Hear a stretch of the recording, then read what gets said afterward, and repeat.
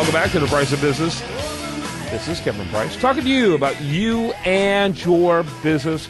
I am going to talk to Brittany Pounds about, she's with a website called Liberty Juice. I've had some of my articles published over there. I love what they do. Brittany, welcome to the program. How are you? Brittany Pounders, by the way. Welcome to the program. Thank you. I appreciate you having me on today. Yeah, you bet. Tell us what you got for us. Well, I'm not an investigative journalist, and I want to start out by saying that I write and talk political commentary and opinion on more of a national and larger state focus, so this was a little bit outside of my realm. And I will tell you this, if the real investigative journalists here in Houston area were doing their job, I probably would not be on with you today. But I'm a resident of Fort Bend County, and I've heard the name Ron Reynolds, state rep, bantered about quite a bit lately, especially since we're in the middle of a campaign season. And even though I'm not in his district, my district is next to his, I was very curious as to the real story behind the man. And so for somebody who is, pretty much connected to what's happening in the country and in the state like I am, I realized there just had not been a lot of work by the media in putting together the shady history on this guy. And they had quietly covered each arrest, and that's a huge word when you're talking about the state rep, that there's been arrest involved, in 2012 and in 2013, but they quickly put those stories to bed. No investigative journalism had been involved into digging into the facts to see if they could unveil some more from this corrupt politician. And they really didn't look any further into his history of the deep problems that surrounds him when it comes to personal ethics. I don't know if you had heard of his story or not before. Nope, not much. Okay, well, I have several different articles linked in my articles to specifics because there's just a lot of details involved. And so if you really want to dig and get the ugly details, then go to libertyjuice.com. It's our top story on there. It's a story that really unfolds over the last 10 years that, like I said, it reveals a deep lack of ethics and character, and in my opinion, it's downright criminal, which the courts will decide in August. Brittany, we got like a total of 7 minutes in our interview, and I have some specific questions, and so I need you to kind of give me a little airtime, if you don't mind. Sure. Kind of give me the list of the 10 indictments. The 10 indictments, they all have to do with, they call it battery charges. And what that is, in short, is it is illegally soliciting cases. It's known as ambulance chasing. It's a third-degree felony, and it's punishable by 10 years in jail. Oh, he's an attorney. Correct. Yeah.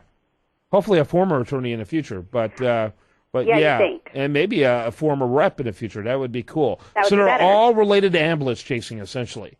Correct. Yeah, interesting. And what is the status on these charges? Well, like I said, it's pending. He was arrested in 2012 for the same thing, and that case was thrown out because the Harris County investigators had tampered with evidence in another case. They had stolen some comic books, and so they felt that might have done something to his case, and they threw that out. But he was arrested just a few months later for doing the same thing. He obviously did not learn his lesson. He stole comic books? They stole some comic books, yes. We'll say alleged, but that's weird. Yeah. Okay, so let me ask you then, and so what other media has discussed this? I haven't seen anything. There have been some smaller blogs with 2 or 3 shares, which is letting me know this is not getting much traction.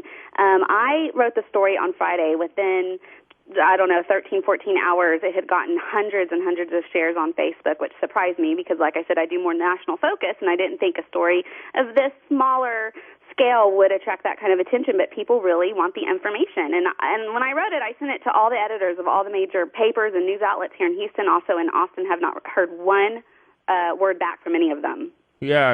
I'm looking at his website, by the way, ronreynolds.org. It does talk about him in the news, but it doesn't mention this. Correct. Yeah, right. It's interesting that that's funny. I've never heard this story, and now that you say this, I hadn't heard this story until you guys brought it to my attention. How did you find out about it?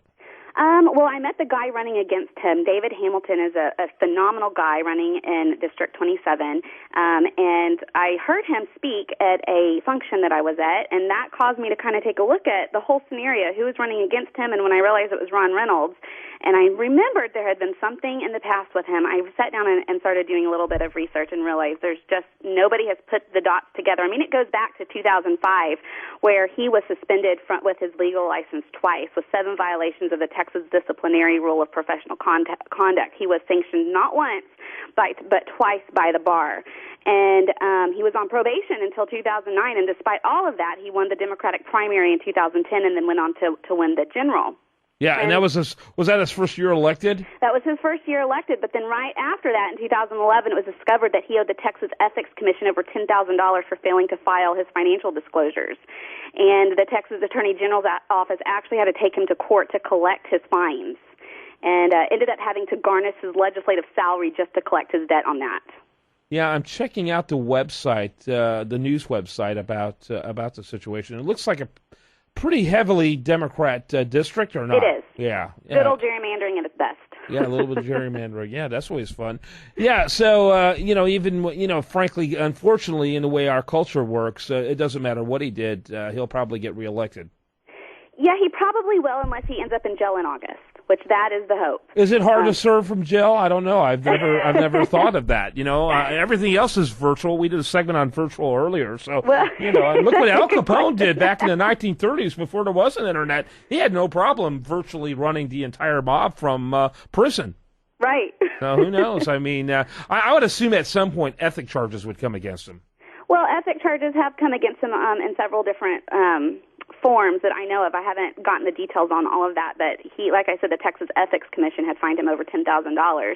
So, he's got a very large... Well, I meant like the House. If the House disciplines him, that might be the best way to, right. oust him is through the House. Well, funny thing enough, what I find ironic is that this man has won Freshman of the Year, was awarded by his Democratic colleagues. They have rallied around him, protected him. They've discouraged other people not to run against him. It just leaves you appalled how they've reacted to the situation with zero integrity.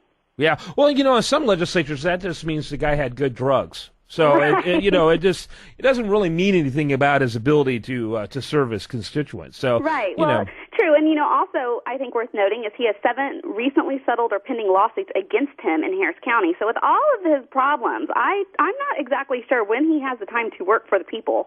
Yeah, well, look, considering his voting record, the less work he does for the people, the better for the people. So that's true. That's true. Although Texas Monthly did do a short write-up on him without a whole lot of details, but they did name him one of Texas's worst representatives, saying that his legislative agenda was as thin as his principles, and that he has brought dishonor to the Texas legislature. Which that was a pretty powerful statement. They didn't say if he had good drugs, though. They skipped out on that part. Yeah, okay. Well, like I said, and I'm not saying, by the way, I don't need any Reynolds supporters calling me up saying that I'm saying he uses drugs. But I'm just saying, in some legislatures, that'll get you, best legislator of the year, rookie of the year, all kinds of things if if you know how to throw a good party. All right, speaking of good party, I had a good time with Brittany Pounder. She is with Liberty Juice. It's exactly what it sounds like, libertyjuice.com. You can follow her at Twitter at Liberty Brit. That's BRITT. Liberty Brit. Thanks for being with us. Thank you so much for having me. Have a good one. You bet. When we come back, much more for you. I do want to remind you, best content here shows up over there at usdailyreview.com, and this is The Price of Business.